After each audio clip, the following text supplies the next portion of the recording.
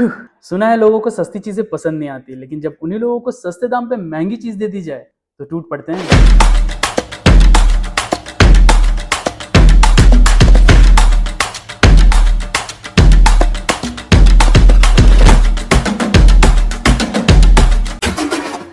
अब सीन ये है कि Moto H40 and iQOO Neo 6 जैसे फोन्स 30,000 की प्राइस पॉइंट पे धूम मचा रहे हैं। एंड मैंने रिसेंटली इन दोनों ही फोन्स के डेडिकेटेड रिव्यूज अपने चैनल पे अपलोड भी किए हैं, जहां पे मैंने आप लोगों को बताया कि किन चीजों में Moto H40 अच्छा है और किन चीजों में iQOO Neo 6 को कोई हरा नहीं सकता। मतलब वैसे तो दोनों ही फोन्स अच्छे हैं, लेकिन कुछ ना कुछ तो डिफरेंस होगा ही ना।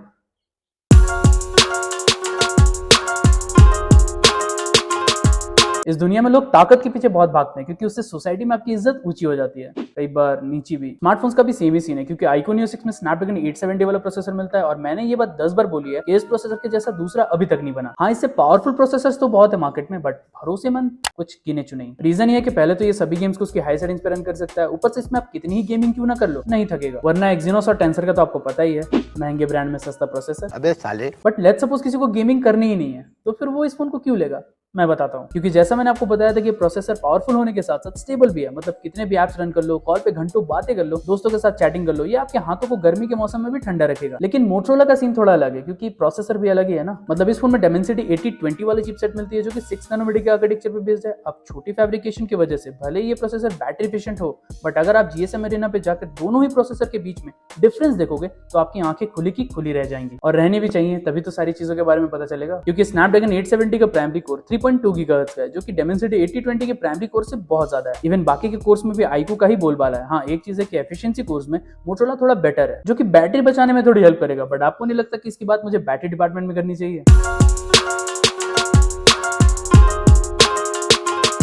देखो, वैसे तो दोनों ही फोन्स की बैटरी अच्छी ही चलती है, बट थोड़ा बहुत तो डिफरेंस होता ही है। रेडमी और पोको थोड़ी ना है जो एक ही फोन को दो नाम से बेचेंगे। जोर जोर से बोल के लोगों को स्कीमें बता दे। iQOO Neo 6 में 4700 mAh की बैटरी मिलती है विद 80 वोट की फास्ट चार्जिंग, जो कि आधे घंटे के अंदर बैटरी को 0 to 100% तक पहुंचा सकता है। और यहाँ मेरे सैमसंग का चार्जर 25 वोट से आगे ही नहीं बढ़ता। क्यों भाई, सैमसंग S24 में भी दे दिया ना। खैर, बैटरी बैकअप की बात करूं तो नो डाउट ये फोन इजीली एक दिन का बैकअप दे सकता है, लेकिन इसका बैकअप इस बात पे भी डिपेंड करता है कि आप इसको किस तरीके से इस्तेमाल करोगे। क्योंकि iQOO का फोन मतलब परफॉर्मेंस मतलब गेमिंग, और इस फोन से अच्छा कोई गेम नहीं खेल सकता, रील्स वाली लड़कियों को छोड़कर।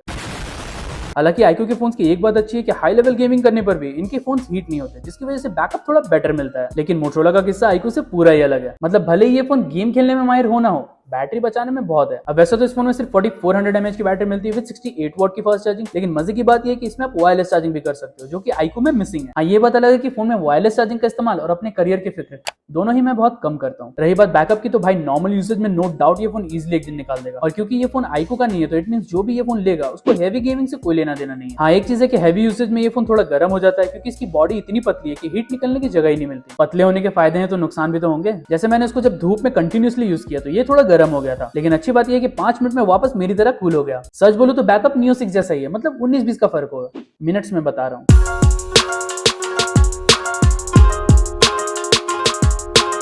देखो, फोन्स तो सभी लेते हैं, लेकिन अच्छे कैमराज वाले फोन लेना इतना आसान नहीं है। क्योंकि मैं पर्सनली बहुत सारे फोन्स यूज करता हूँ, और जब भी मैं उनकी टेस्टिंग करता हूँ तो एक बात तो मुझे हमेशा नोटिस होती है कि भाई नॉर्मल लोग तो ये सब देखते भी नहीं। मतलब आप 25-30 हजार का कोई सा भी फोन लो, उससे फोटोज अच्छे ही आएंगे, ब्रांड चाहे iQOO का हो या फिर मोटरोला का, कोई फर्क नहीं पड़ता। बस पोको का नहीं होना चाहिए। क्या साबित करना चाहता है तू? साबित तो तुम करना चाहते हो कि तुम्हारा मदरबोर्ड कितना स्ट्रॉन्ग है।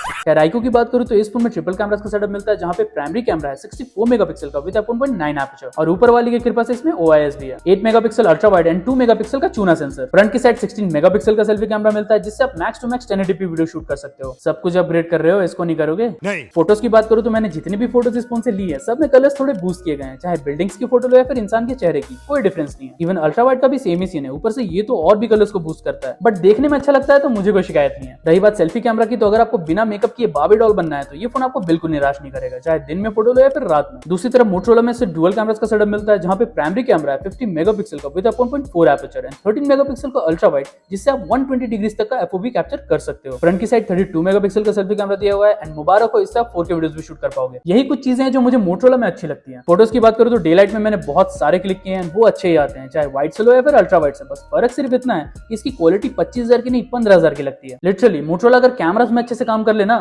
दूसरे ब्रांड्स को दिक्कत हो जाएगी, अंगूठा लगवा लो।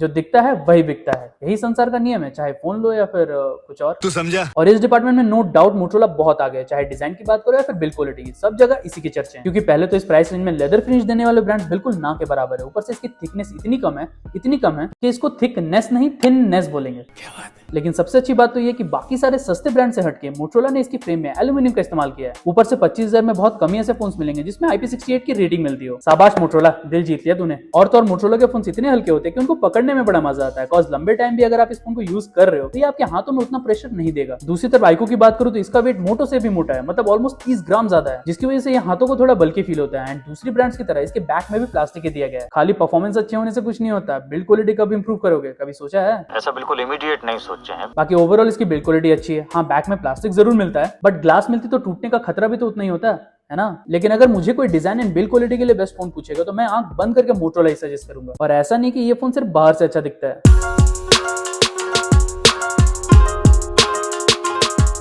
ऊपर से देखने में तो सभी अच्छे लगते हैं, लेकिन अंदर की गंदगी का पता तो समय आने पे ही चलता है। वैसे ये स्मार्टफोन्स के लिए नहीं था, बट स्मार्टफोन्स का भी ऑलमोस्ट सेम ही सीन होता है, क्योंकि आईक्यू Neo 6 में भले ही हार्डवेयर पावरफुल हो, बट सॉफ्टवेयर के मामले में आज भी इनकी धोती ढीली है। वैसे तो इस फोन में पंटा OS मिलता है जो कि करंटली Android 13 पे रन कर रहा है, लेकिन फरवरी में इसके अंदर Android 14 का अपडेट मिलने के पूरे चांसेस हैं। अब मिलेगा कि नहीं वो तो फरवरी में ही बता पाऊंगा, रोहित मेरा थोड़ी ना हो जो फ्यूचर दे पाऊंगा। मेरे साथ अन्याय हुआ है। बाकी सॉफ्टवेयर की स्मूथनेस अच्छी है, एप्स वगैरह जल्दी लोड होते हैं, चाहे काम के हो या फिर बेकार के। मतलब इस फोन में कुछ ब्लोटवेयर भी प्री इंस्टॉल करके दिए गए हैं जिसको कोई इस्तेमाल नहीं करता, इसलिए मेरे से जितने डिलीट हुए मैंने कर दिए, आप भी कर देना अगर बेकार के नोटिफिकेशन नहीं देखना चाहते हो तो। एंड क्योंकि ये कस्टम UI है तो इसके अंदर भर के फीचर्स मिलते हैं जिसको इस्तेमाल करते करते सुबह से शाम हो जाएगी। वही दूसरी तरफ H40 में स्टॉक एंड्रॉइड मिलता है जो कि Android 13 पे बेस्ड है। मोटोरोला के अकॉर्डिंग इसको Android 15 तक का अपडेट मिलेगा ये तो बताया है, कब मिलेगा ये किसी को नहीं पता। मतलब मोटो के अंदर अपडेट देने का मोटिव बिल्कुल भी नहीं है, ऐसा नहीं कि अपडेट्स देते ही नहीं है, बट जब तक इनको Android 14 का अपडेट मिलेगा ना, आई थिंक पिक्सल और सैमसंग जैसे फोन Android 15 का बीटा भी इस्तेमाल करना शुरू कर चुके होंगे। अपडेट्स को साइड कर दो तो इस फोन का सॉफ्टवेयर एक्सपीरियंस एकदम सुपर्ब है। एंड अच्छी बात तो ये है कि आइको के कंपैरिजन में इसमें उतने ब्लोटवेयर भी नहीं मिलते हैं, और ब्लोटवेयर के साथ साथ कस्टमाइजेशन भी कमी दी है मोटोरोला ने। सही खेल रहे हो, कहीं ना कहीं तो काट ही लेते हो। ओवरऑल बताऊं तो अगर आपको एक फीचरिस्टिक और फ्यूचरिस्टिक फोन चाहिए तो आइको का पास्ट रिकॉर्ड थोड़ा अच्छा है, लेकिन अगर आपको मेरे जैसा एकदम साफ सुथरा सॉफ्टवेयर एक्सपीरियंस करना है तो मोटोरोला दोनों हाथों से आपका स्वागत करेगा। बस अपडेट के टाइम पे ये स्वागत स्वाहा बन जाता है।